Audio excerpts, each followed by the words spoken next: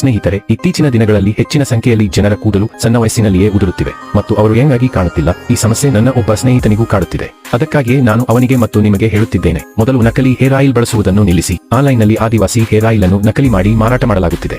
ಆದರೆ ನಿಜವಾದ ನೀಲಾಂಬರಿ ಆದಿವಾಸಿ hair oil ಅನ್ನು ಬಳಸುತ್ತಿರುವ ಜನರು ಉತ್ತಮ ಫಲಿತಾಂಶವನ್ನು ಪಡೆದಿದ್ದಾರೆ, ಏಕೆಂದರೆ ಇದನ್ನು ಕರ್ನಾಟಕದ ಹಕ್ಕಿಪಿಕ್ಕಿ ಸಮುದಾಯದ ಆದಿವಾಸಿಗಳು ತಯಾರಿಸಿದ್ದಾರೆ. ಇವರ ಕುರಿತು ನಮ್ಮ ದೇಶದ ಪ್ರಧಾನಿ ನರೇಂದ್ರ ಮೋದಿಜಿಯವರು ಮಾತನಾಡಿದ್ದಾರೆ.